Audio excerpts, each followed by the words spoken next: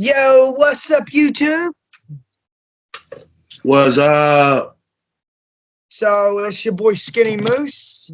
the boy Squirrel.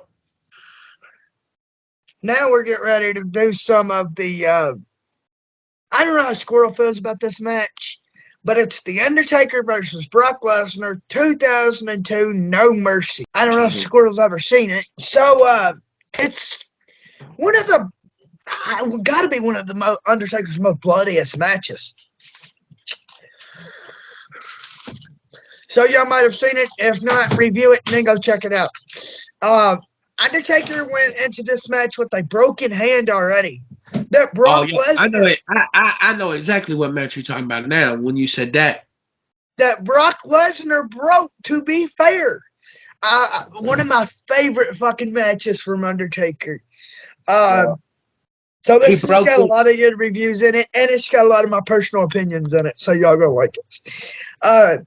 Show starts. Undertaker's in the locker room. Kane comes in, sits down, and asks Undertaker, "How was your week?"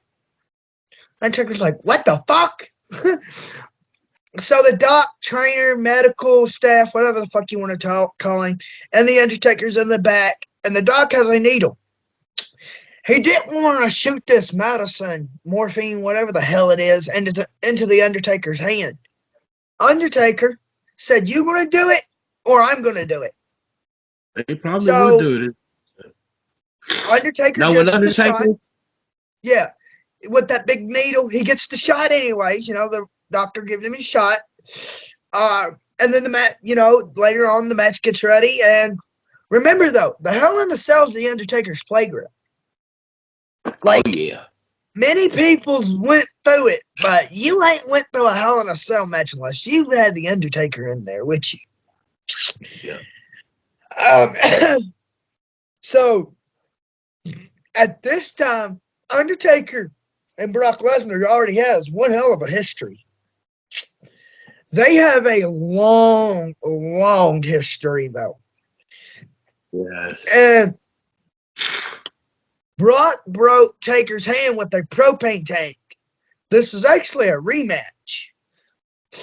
Yeah. So Brock comes out with Paul Squally ass Heyman.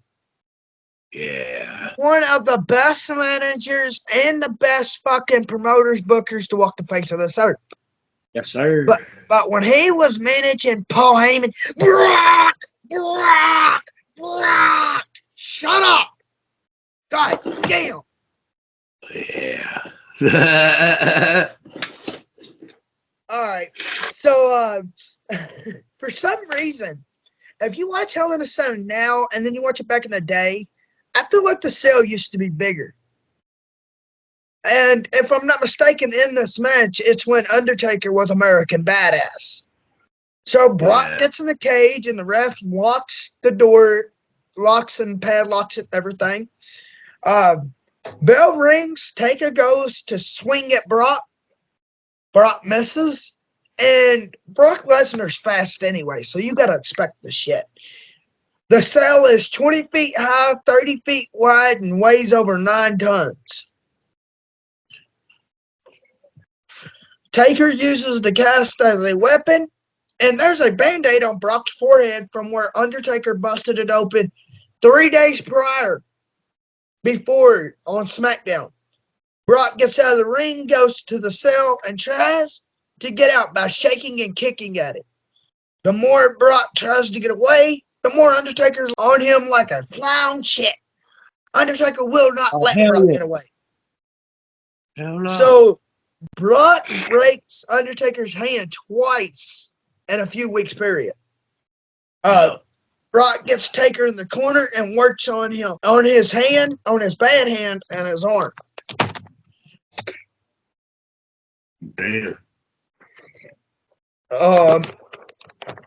Brock puts Taker in an armbar like he's trying to break Undertaker's arm again or rip the cast off. Taker uses his cast, but he keeps hurting himself doing it. So Undertaker hits Brock in the forehead, and here comes the blood. Heyman don't want the cast in the match to begin with. Taker Yeah. slams Brock's face into the steel steps and tosses him into the cage. Yup. This is like the 5th Hell in a Cell Undertaker's been in.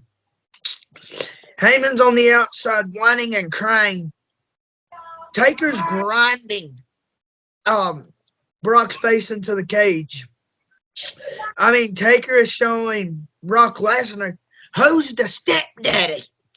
Brock even brought Taker's ex-pregnant wife, Sarah, into the picture.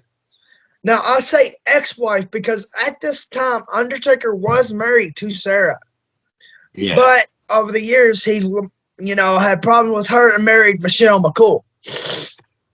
Yep. So Taker keeps giving Brock leg drops on the ring apron, and at one point, Taker kicks Heyman, and he hits the barricade, laying him down. Brock's leaking blood everywhere. Taker throws Brock into some steel steps, and Heyman gets back up, bleeding. Taker grabs Paul by the tie and starts slamming his face into the cage, every time getting harder and faster. Brock gets up, charging at Taker, and Taker moves. So Brock Lesnar hits Paul Heyman. Taker goes to run at Brock. Brock slams him into the cage, then runs his back into the ring post, then throws him into the cage. Paul Heyman hands Brock Lesnar his belt to use, and he wraps the broken arm, the belt around the broken arm of Undertaker, and gives Paul Heyman the belt back with Taker's arm still wrapped around it. Heyman is pulling as hard as he fucking can. Oh, shit. And this is where the number games come into play. Brock grabs a chair and hits Taker's hand 6 times, so hard that it snaps the leather belt in two. Oh, shit. I mean, he's hitting fucking Undertaker's broke hand with the steel chairs so fucking hard it snaps. Then he tries to rip the cast off. He's pulling, he bites it. He goes, argh. He goes, Yeah. big old cast steak. I guess Brock Lesnar was hungry then. Probably. He probably was hungry. That's what I'm saying. Brock keeps working on the cast to get it exposed, pulling, ripping, grabbing. It's whatever. And remember, Undertaker's a brawler, while on the other hand, Brock Lesnar is a powerhouse. Brock finally gets the cast off of Taker, so his right hand is fucked. It is exposed. Oh, shit. Brock puts Taker on the turnbuckle and goes on the ropes, grabs the ceiling bars of the cell, and starts kicking Taker. Both of these men are fucking wore out. They're fucked. Heyman is begging Brock to make a comeback. Taker goes for some steel steps, but can't lift it because his hand is, so badly severe messed up by now. So Brock takes advantage, attacking Taker, then grabs the steps that Undertaker had and runs at Taker, hitting him with the steel steps. And let me tell you, that goddamn blood that goes everywhere after that, it was on. Brock said, okay, I'll do it again, and hits him a second time. A second time is far worse than the first time. And if I've said it once, I'll say it 1,000,000 times. Undertaker in his younger years would have been an amazing deathmatch wrestler. Yep. So Taker's pouring blood like a faucet, like Tremont does. Taker tells Brock, bring it, kid. Brock is covered in blood from the Undertaker already. Taker fights back with his broken right hand. Fuck me on Christmas. It's this bad. Undertaker's licking blood on the camera. Taker's licking blood on Brock Lesnar. The ring apron, the ropes, everywhere. Brock goes for an F5. It's countered. Undertaker gives Brock a choke slam, going for the pin, but no luck. Again, Taker is bleeding so bad he can barely see. And Paul Heyman sounds like a dog getting plugged up the butt or something somewhere.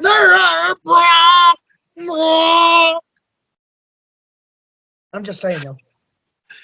What the fuck? Taker goes for the last ride, but Brock counters it, running Taker into the ring post. Brock climbs on Taker.